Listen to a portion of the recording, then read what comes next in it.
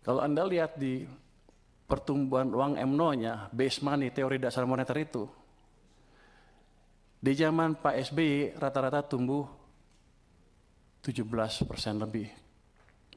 Akibatnya, uang di sistem cukup, kredit tumbuh berapa? 22%. Jadi pada waktu zaman Pak SBY, walaupun dia nggak bangun infrastruktur habis-habisan, private sector yang hidup, yang menjalankan ekonomi,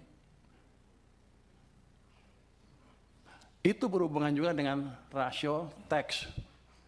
Ketika tax private sector yang jalan, dia akan lebih banyak bayar pajak dibanding pemerintah. Tax ratio kita tumbuh 0,5% lebih tinggi dibanding ketika zaman Pak Jokowi. Pada zaman Pak Jokowi, uang tumbuh hanya sekitar 7% M0-nya.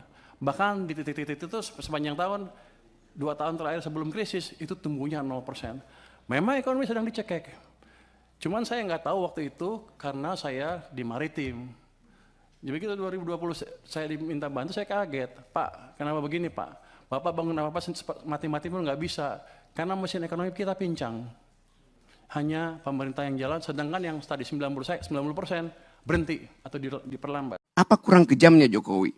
Dia bikin IKN, dia jual nggak laku ke Cina, dia jual ke Amerika nggak laku, dia jual ke Mesir nggak laku, dia jual ke Malaysia nggak laku, dia jual ke Singapura nggak laku. Lalu akhirnya dia paksa oligarki itu untuk nyumbang di depan. Kurang cukup. Dia suruh APBN pindahkan 20, 30, 40% ke IKN. Pada saat yang sama, seorang pria berkeluarga di Kupang, tempat Parera, 2 hari lalu, merobek perutnya karena nggak bisa beli beras. Pengisan siapa dengan Pak Harto? Tidak pernah ada di zaman Soeharto orang bunuh diri karena nggak bisa makan. Zaman Pak Harto kurang ajar. Dia suruh konglomerat eksploitasi sumber daya. Berapa persen yang balik ke negara? 35%. Zaman SBY berapa persennya balik ke negara? 27%. Zaman Jokowi berapa persennya balik ke negara? 6%. Itu bengis namanya itu. Hak saya untuk dapat keadilan. Hak mak-mak untuk dapat nutrisi. Supaya anak-anaknya punya masa depan. Tidak mengalami stunting. Dibatalkan oleh Jokowi melalui proyek-proyek infrastruktur yang gak ada gunanya tuh.